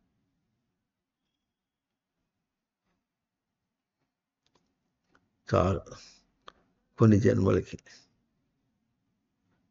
బయటపడడానికి కొన్ని జన్మలు పడుతుంది. వాళ్ళు అట్టుంటే సామాన్యుడికి ఇంకేం లెక్క. ఇది చెప్పుకుంటున్నాం, సంసారంలో బయటగా ఏమి లేకుండా కుదురుగా సంసారం అంటారు. వాళ్ళ సంసారం ఎట్లా ఉంటుందంటే చాలా చూడముచ్చటగా ఉంటుంది అంటుంటారు. పిల్లలు అంతా కూడా ఎంతమంది ఉన్నా కూడా వాళ్ళు తీసుకోవడం, వాళ్ళ తినడం అంతా కూడా వాళ్ళ పిల్లల్ని పెళ్లి చేసి పంపించడం, వాళ్ళ పిల్లలు వస్తే వాళ్ళు ఆదరించడం ఇవన్నీ కూడా ఉంటుంది. కొడుకు చాలా ఇదిగా ఉంటాడు, తల్లిదండ్రులు బాగా చూసుకుంటాడని. ఇట్లా మరి అత్తగారు కూడా కోడల్ని సరిగా చూసుకుంటుంది, కోడలు కూడా అత్తగారిని సరిగా చూసుకుంటుంది. అన్నీ బాగున్నాయి, అన్నీ కుదురుగా, లౌకికంగా అన్నీ కుదురుగా ఉన్నాయి. కానీ అది తనకు వాత్సల్య ప్రీతి. తన వాత్సల్య ప్రీతి కోసం వాళ్ళు తన వాళ్ళైనా చాలు కొన్ని జన్మలకి. 1980లో మొదట్లోనే 81 ఆ ప్రాంతంలో ఒక ఆయన పెద్ద ఆయన వస్తుండేవాడు మఠానికి. ఆయన చెప్తుండేవాడు, మై సన్ అట్ అమెరికా. నలుగురు కొడుకులు ఆయనకి. My son at America, my son at Africa అని, ఆస్ట్రేలియా అని, మై సన్ అట్ జపాన్ అని, my son at Delhi, Chennai. నా కొడుకు అక్కడ. అట్లా నేను తిరిగి వస్తూ ఉంటా. 3 నెలలు. 3 నెలలు కాగానే వీడికి షిఫ్ట్ అవుతుంది వాడు. ఈ కొడుకు నుంచి అవతల కొడుకు దగ్గర వెళ్ళిపోవాలి. రావటం వాళ్ళు ఎట్లా వస్తారంటే వాళ్ళు వచ్చి తీసుకెళ్ళటము, లేకపోతే వీళ్ళు పంపిస్తే వాళ్ళు పోవటము. ఎవరు ఖర్చు పెట్టుకోవాలంటే పోతాడు మని, పోతే పోనీలే, మళ్ళీ 3 నెలలు మళ్ళీ 9 నెలలు ఖర్చు లేకుండా సరిపోతుందని చెప్పి వీడు ఖర్చులు పెట్టి పంపిస్తాడు. లేకపోతే వాడు ప్రీతితో ఖర్చులు పెట్టి పిలిపించుకుంటాడు. ఇవన్నీ ఎట్లాంటి లోకంలో ఏమిటంటే దేర్ ఆర్ సింపుల్ థింగ్స్. లేకపోతే ఈయనకే పెన్షన్ వస్తుంది, దీనికి వస్తుంది, ఈయన పోతుంటాడు. మీకెందుకురా, నేనే పోతాను లేరా, నా ఖర్చు మీకెందుకంటే అదే ఉన్నాను అట్లా అంటాడు.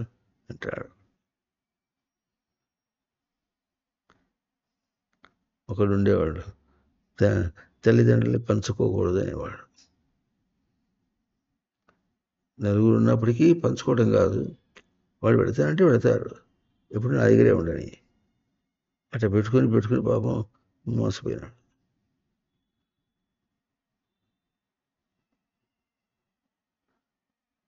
పీకి రాక్షసులాగా ఉండేది వాళ్ళమ్మ. పీకి పాకాన్ని పెట్టేది. ఇప్పుడు ఆ అలవాట్లని పోషించాలి. ఇప్పుడు అలవాట్లు పోషించాలంటే మామూలుగా ఉంటే తీరు వేరు. అటువంటివన్నీ ఏవో అలవాట్లు, దాన్ని తల్లి కదా ఆయన పోషిస్తే అత్తగారిని తను ఎక్కడ పోషిస్తుంది? ఇవన్నీ నా సంసారం నేను చూసుకున్న వాళ్ళనే పోషించిన అన్నంత భావం వాళ్ళు ఒకప్పుడు కష్టపడేవాళ్ళు, కానీ ఆ మాట నోరెత్తి అనేవాళ్ళు కాదు. ఎక్కడో ఉంటారు గయ్యాళ్ళు వాళ్ళు. ఇవన్నీ ఇవన్నీ ఇవన్నీ కూడా ఈశావాస్యమే. ఎట్లా? బోధ చేత కానీ బాధ చేత కానీ. దీనిలో బోధ చేత అయినా సరే అప్పుడు తాను కాల కథన తీరులో, అంటే తాను పలికించుకోవటంలో ఎంత స్పష్టంగా పలికించుకుంటాడో అన్నట్టుగా అక్కడ వస్తుంది. పలికించుకుని వ్యక్తం చేసుకొని దాటుతాడో ఆ తీరు వేరు ఉంటుంది. అది బోధలో. బాధలో కూడా ఎట్లా ఉంటుందంటే తాను ఎంత స్పష్టంగా బాధని గుర్తించడం, బాధ ఎవరికి, పదం వేసుకోవాలి. బాధ ఎవరికి? నేను అంటే నాకు బాధ అంటే ఎట్లా? నాకు బాధ అంటే ఏమిటి? నేను గుర్తించడంలో, నేను గ్రహించడంలో బాధ. మాట రావాలి. ఆ మాట, ఆ వాక్యము, ఆ మాట తనకు దర్శన రూపంలో వచ్చి తన దర్శనం చేసుకుంటూ చూసినప్పుడు అది రావటంలో కూడా దర్శన స్వరూపం కూడా ఎట్లుండాలంటే దాని చేత చెలింపబడి రాకూడదు. మళ్ళీ అది కూడా దాంతో చెలింపబడి రాకూడదు. చెలింపబడితే తన గ్రహింపు ఏమిటి? చెల్లించడం గ్రహింపు. వాళ్ళెవరు చెల్లింపజేసేవాళ్ళు? అది నిరంజనం అంటారు. ఆ నిరంజనత్వాన్ని దర్శనం తీసుకొని అప్పుడు వాళ్ళని దర్శనం చేసుకుంటే అప్పుడు నిరంజనంలో వాళ్ళు తన స్మృతికి నిరంజనంగానే వచ్చి తనకి ఏ విధంగా వాడు ఏం చేసినప్పుడు కూడా తనకు బాధ అనేటువంటిది కానీ, బోధ అని కానీ, దానివల్ల మెప్పు అని కానీ, అది కాదు ఏమీ లేకుండా, ఇవన్నీ కూడా లౌకికమైనటువంటి పరిభాషలు, వరల్డ్లీ పారామీటర్స్ అంటారు. అవన్నీ లేకుండా దాన్ని దాటి తాను దర్శనం చేసుకోవటం, అటువంటి అవకాశంగా దాన్ని తీసుకోవటానికి ఎంతో ప్రయత్నం చేయవలసి వస్తుంది.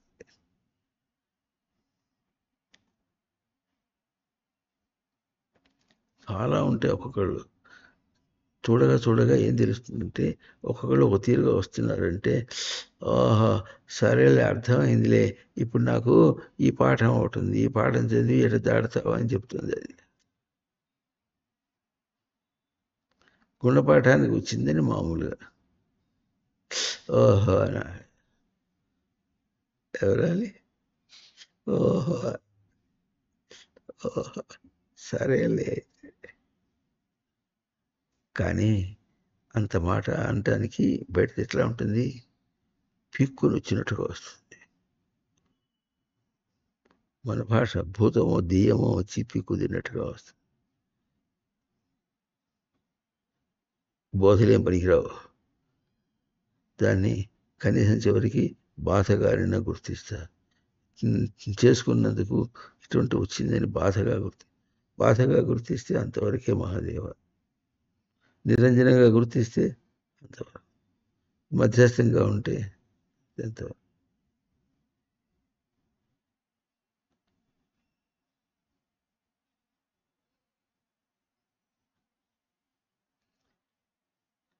ఉన్న ఒక చోటకి పోతే ఆ ఊర్లో పెద్ద చెరువు ఉంది. ఆ చెరువు ప్రభావం వల్ల అక్కడ నీళ్లు ఉంటాయి. దానికి ఒక 5 కిలోమీటర్లు దాటితే మళ్ళీ ఉండవు. ఏదో చెప్తారు అక్కడ 200 అడుగులు బోరు వేస్తే నీళ్లు ఉంటాయి.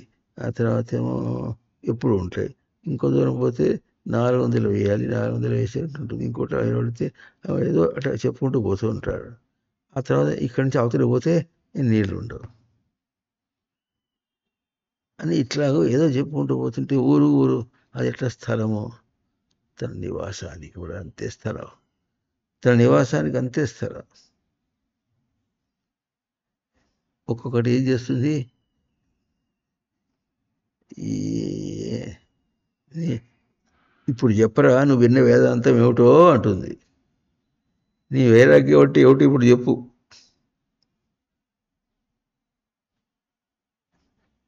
నన్ను దాటకుండా, దాటం అంటే పాస్ కావటం, నన్ను దాటకుండా పాస్ కాకుండా నువ్వు జ్ఞాని అవుతావా? అవుతావా?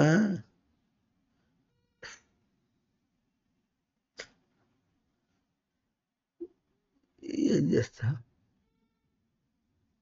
నా ప్రారంభం అంటే నా ప్రారంభం ఏనాడు చేసుకున్న ప్రారంభం.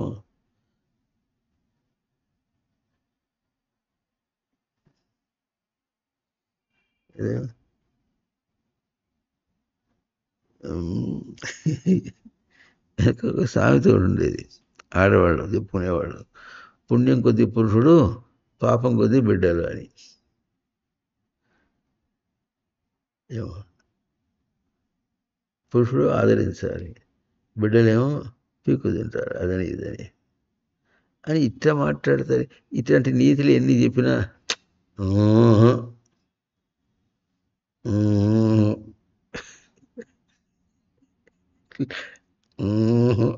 ఇదేగా ఏమి లాభం లేదు. అతీతంగా అంత అర్థం చేసుకొని ఇప్పుడు ఆవరణలోకి రావాలి. వెనకంత ఎట్లా ఉంటుంది,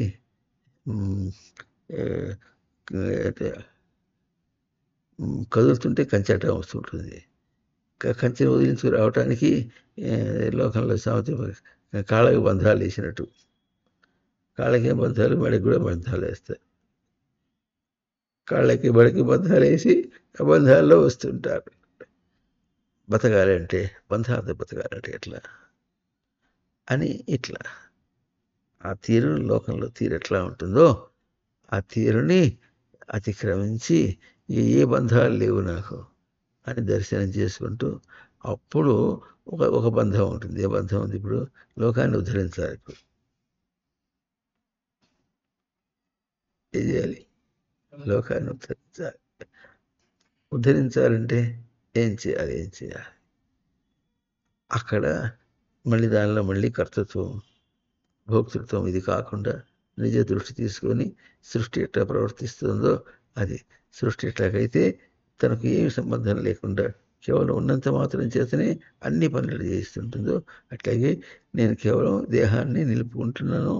నేను ఇట్లా ఇట్లా సాధన సమముగా దేహ జీవ రచన జీవ రచనలో అట్లాగూ దర్శనం చేసుకుంటూ తను తాను దర్శనం చేసుకుంటూ అది మాత్రం చేయాలి.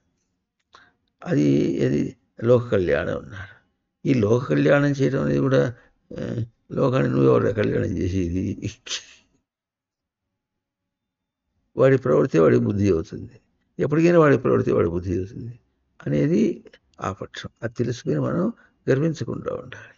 కానీ వాడి ప్రవృత్తి వాడి బుద్ధి చెప్పాలంటే అంత తొందరగా ఏదేం కాదు. ఎప్పుడు అవుతుంది అది? బోధ చేసేవాడు బోధ చేస్తే ఆ తేడా తెలిసి దానికి ఎట్లా ఉంటారు? ఆత్మనీయ ఆత్మన ఆతుష్ట స్థిత ప్రజ్ఞం సహ ఉచ్యతే నా. అక్కడ తన స్వరూపాన్ని అక్కడ తన స్వరూపాన్ని దర్శనం చేసుకుంటూ వెళ్ళిపోతుంటాడు. అప్పుడు ఏమవుతుంది? తన స్వరూపం ఎట్లాగో అక్కడ వ్యతిరేకాన్ని తీసేసి చూసుకుంటూ పోతుంటాడు. ఇప్పుడు దీన్ని సంసారంలో ఏమనుకుంటాడు? నా కొడుకు నేనెంతో, నా కొడుకు అంతే. రేపు వాడు కొరివి పెట్టదు, ఏం చేయాలి? కొడుకంటే కొరివి పెట్టేవాడు అసలు. బాగుందా లేదా? ప్రాస బాగుందా? ప్రాస అంటే తెలుసా నీకు? ప్రాస అంటే తెలుసా? నీకు తెలుసా ప్రాస అంటే?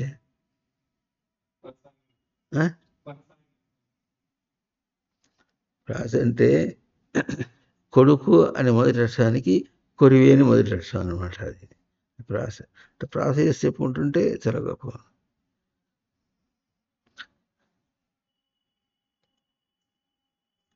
అట్లా కొరివి పెడితే అప్పుడు తనకు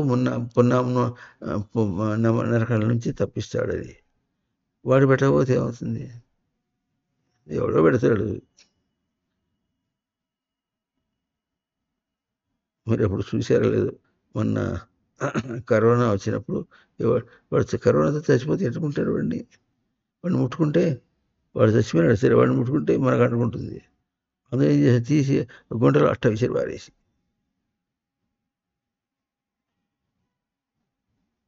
అంతా వేసి ఒకసారి తగలబెడితే ఆ కరోనా తగలబడుతుంది. ఆ వాసన దగ్గర పోకూడదు మళ్ళా.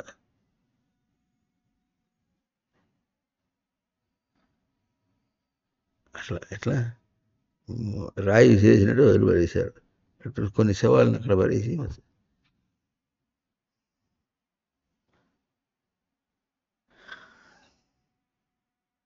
అందువల్ల ఏమంటున్నారు, బయట అట్లాగే నవారే ఎట్లా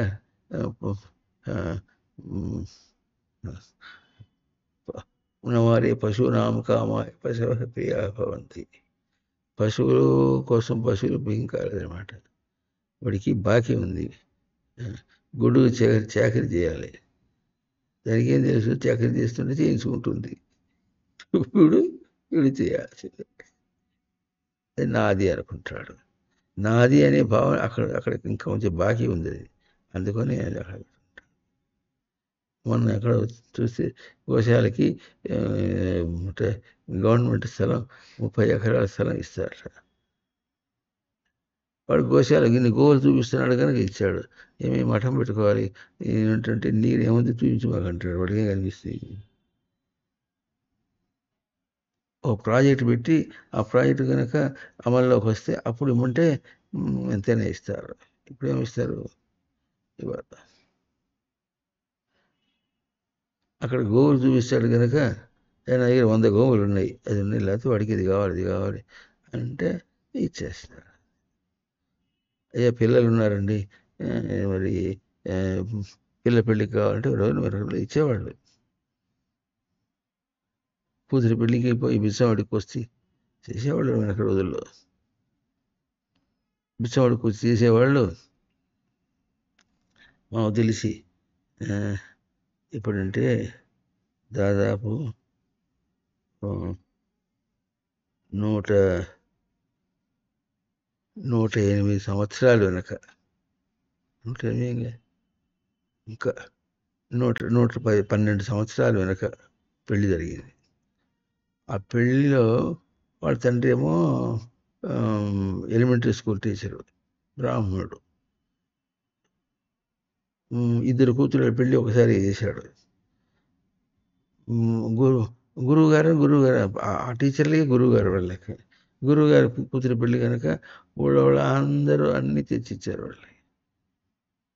బియ్యం ఏమిటి, పప్పులు ఏమిటి, నెయ్యి ఏమిటి, అన్నీ ద్రవ్యాలన్నీ తెచ్చిచ్చారు వాళ్ళు. బాగా పుణ్యమని రోజులు అట్లుండేది. ఇప్పుడు ఏం చేస్తాడు, ఏదైనా తెస్తే కూడా ఇంకొకటి ఎట్లా చేస్తాడంటే, మనకైతే బుద్ధి ఎప్పుడు గడ్డి తింటుంది కానీ దానికి ఎప్పుడు జ్ఞానం రాదు. అందరూ ఏం చేస్తారు, చక్కగా ఎర్ర ఎర్ర కాగితం మీద ప్యాక్ చేసి డేంజర్ ప్యాకెట్లు తీసి పెడతారు. వీడేమనుకుంటారు, చదివింపులు అంటారు.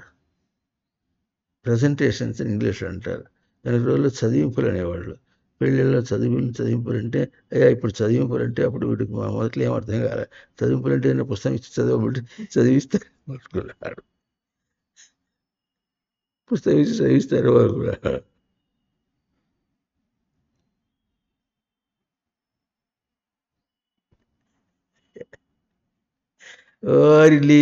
నీళ్ళలో నీ గోలకి నియామకం, మునికి నియామకం.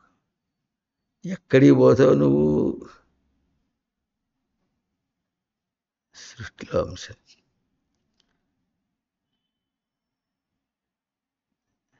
ఎట్లా ఉంటుందనంటే, దీని వెనకాల చూద్దాం. ఇది తెల్లగా అనుకుని, అది ఇది ఆకాశం ఉంటే ఆకాశంలో ఒక్కొక్కటి ఒక్కొక్క నక్షత్రంలాగా ఉంటుంది. దానిలో అటువంటి ఒక పనికిరాని ఒక మొలక నువ్వు ఒకడు. ఆ మొలకతో నువ్వు బయటకు వచ్చేస్తే ఆ వెనకాలంతా ఒక చిన్న విత్తనం, ఇంత పెద్ద భూమిలో ఒక చిన్న విత్తనం వేస్తే విత్తనం ఎంత ఎంత చోటు తీసుకుంటుంది భూమిలో.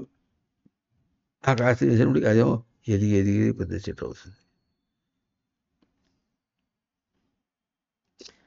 ఆ ఎదిగి ఎదిగి పెద్ద చెట్టు అవుతుంటే దానికి బలం ఎక్కడ ఉంటుంది? భూమిలో ఉంటుందో చెట్టులో ఉంటుందో? చెట్టుకి బలం భూమిలో ఉంటుంది. ఎట్లా ఉంటుంది? అది వేళ్ళు పాతుకుపోతుంది. అది చెట్టు ఎదుగుతున్న కొద్దీ, చెట్టు ఎదుగుతుంది అంటే పైగా శాఖలుగా వస్తుందంటే లోపల అన్ని వేళ్ళు ఎదిగినాయి అర్థం.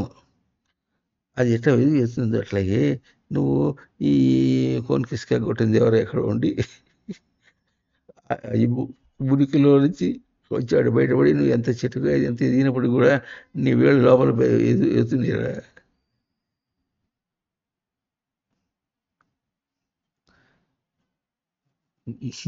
నీ ఇష్టం వచ్చినట్టు ఆడుకునేట్టు ఏం కాదు. ఈశావాస్యం.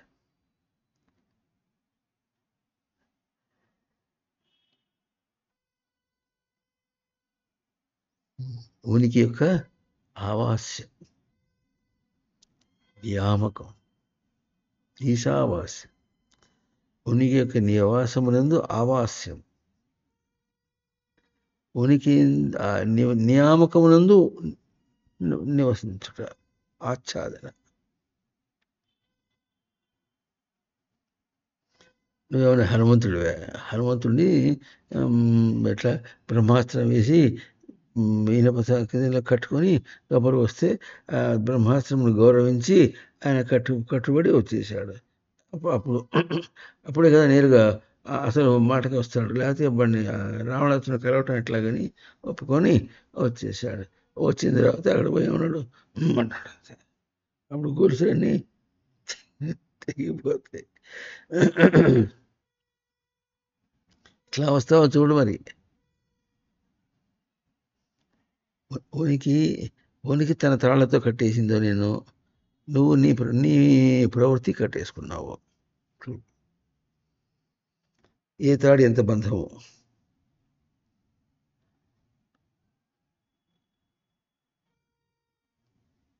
సినిమాల్లో చూపిస్తుంటారు, వాడు విలన్ హీరోని ఏం చేస్తారు, చేతికి తాళ్ళు కట్టేస్తారు. చేతులకు తాళ్ళు ఉంటే కట్టేయకుండా ఉంటే వాడు ఏదైనా చేస్తాడని కట్టేసి, అది కూడా ఎట్లా కట్టేస్తారు, ముందుకు గొడవ కట్టారు, వెనక్కి కడతారు. వెనక్కి కట్టేసాట. అప్పుడు తన ప్రియురాలు వస్తుంది, వాడితో ఆడించి ఆడుకుంటూ వచ్చేసి వాడి కత్తితో వాడి తాళ్ళు కోసేస్తుంది.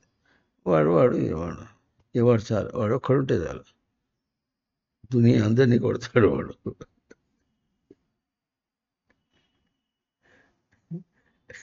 అది ఎంత సత్యమో కానీ అది చూస్తే వస్తుంది. అది చూసిన కదా నేను ఒక్కడిని చాలు నా బంధాలందరినీ తెగొట్టేస్తా తెగొట్టేస్తా.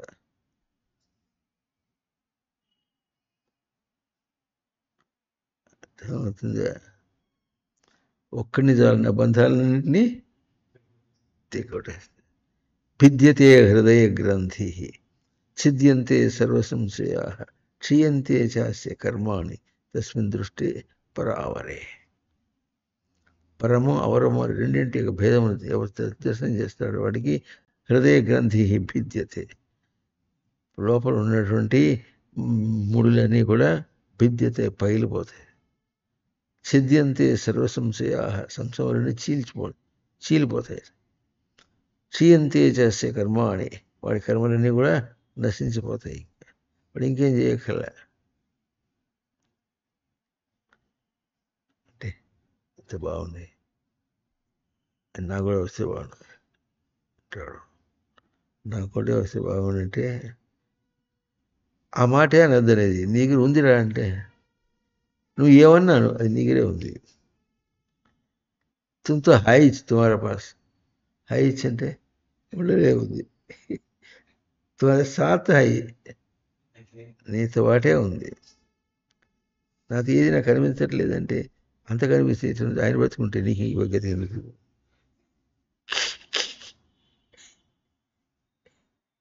కనిపిస్తే సేపా కనిపించాలనేగా నీకు చూపించేది. ఈ కనిపించడం కోసమే ఇవన్నీ వచ్చేది. అటు కొట్టి ఇటు కొట్టి కొట్టేటప్పటికీ ఇప్పుడు కనిపిస్తుంది.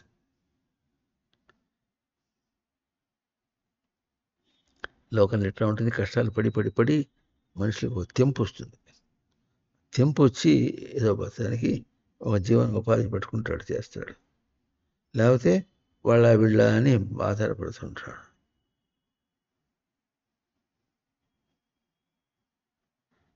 ఇంగ్లీష్లో ఒక సామెత ఉంది. ఎట్లా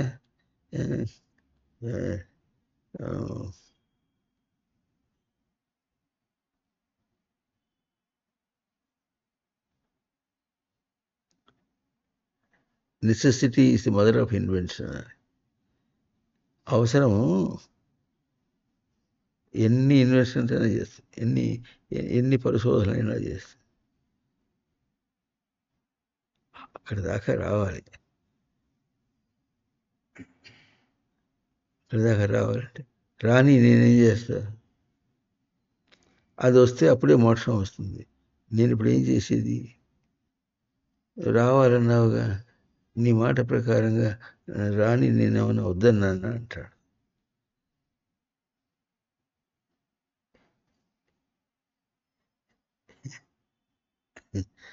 రాని నేనేమన్నా వద్దన్నానా అంటాడు. రేపు మోక్షం వస్తుంది అంటే రాని అంటాడు. మోక్షం అంటే తెలుసా నీకు? నీకు పిల్లలు పిల్లలు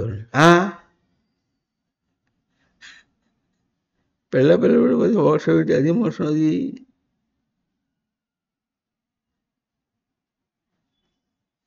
హాస్యం ఏం కాదు.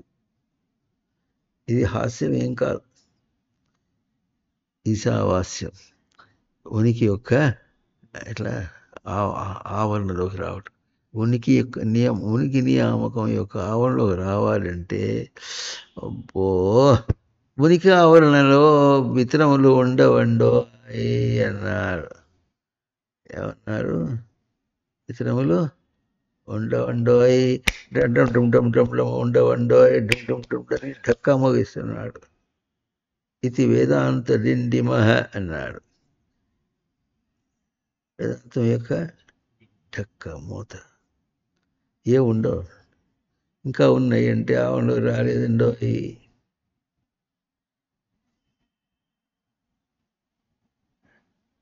అవే కాదు, మననం చేయటంలో కూడా వేదాంతం బాగా విన్నాడు. బయటవన్నీ వదిలించుకున్నాడు. లేవు, వేదాంతం విన్నాడు. కానీ ఆ ఉనికి ఎక్కడ ఉంటుంది? బయట ఉంటుందా లోపల ఉంటుందా? లోపల ఉంటుంది. లోపల దాంతో ఆలోచన చేయడం రావటం లే. బయట నుంచి అది వస్తుంది, అది ఇట్లా వస్తుంది, అది ఇట్లా వస్తుంది, అది ఇట్లా వస్తుంది, దాన్ని తెరవేయాలి, దీన్ని తెరవేయాలి అనుకుంటున్నాడు. అవి కనిపిస్తున్నాయి, అవి రావడం కనిపిస్తుంది. వీడు వస్తున్నట్టు ఎట్లా ఉంటుంది అంటే దోమలు తోలుకున్నట్టు ఉంటుంది.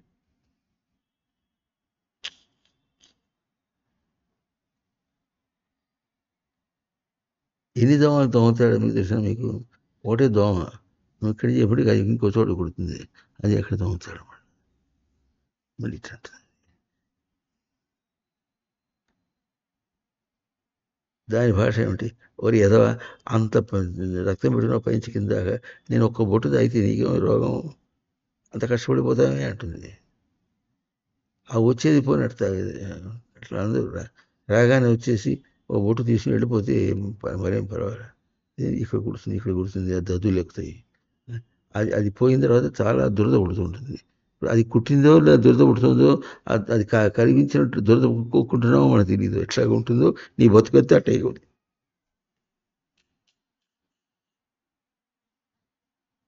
నీ బతుకంతా అట్లే కాదు.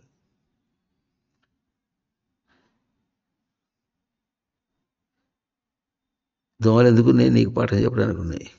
ఇంకా ఈగలు ఉన్నాయి, చెప్పనే అక్కర్లేదు. దోమ అనేది కుట్టింది తెలుస్తుంది. అదేం చేస్తుంది? అది వాతునే ఉంటుంది, అటు ఇటు తిరుగుతూనే ఉంటుంది.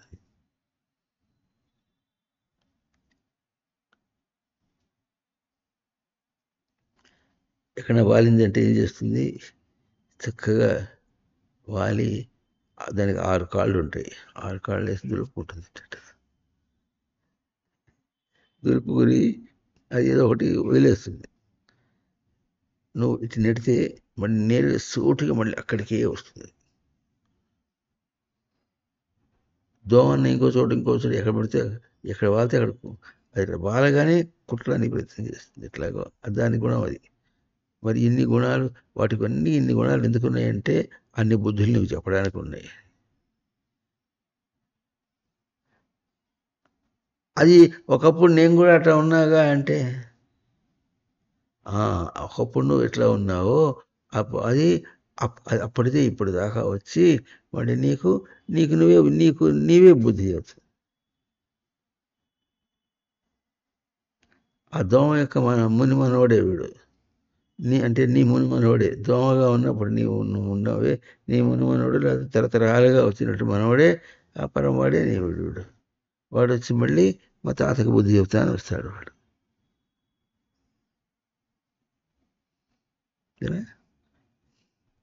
ఎవరి బుద్ధి చెప్తాడు? తాతకి బుద్ధి,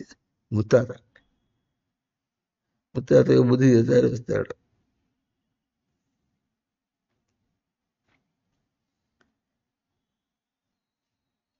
అర్థమవుతుందా? కనుక ఆ ముగింపు వాక్యాల్లో తేన త్యక్తేన భుంచీత మోక్ష కస్య శుద్ధనం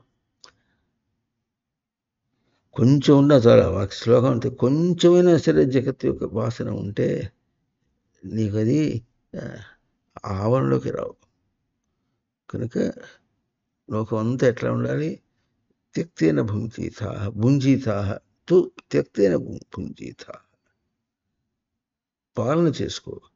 ఆ పాలన చేసుకోవటంలో ఎట్లాగో దాని నుంచి విడిపడేటట్టుగా పాలన చేసుకో.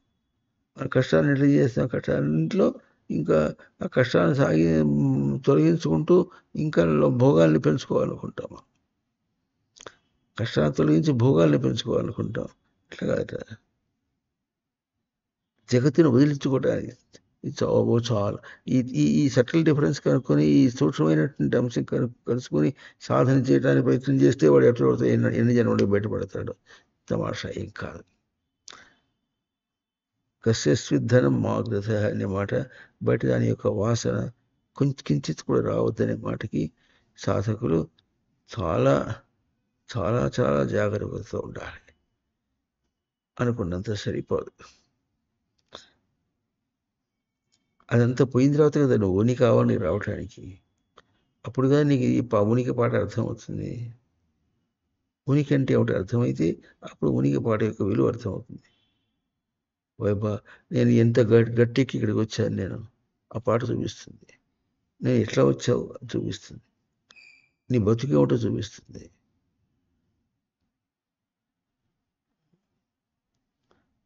చెప్పండి. ఈశావాస్యమిదగం సర్వం యత్కించ జగత్యాం జగత్ తేన త్యక్తేన భుంజీతాః మా గృహ కస్య స్విద్ధనం. ఓం తత్ సత్.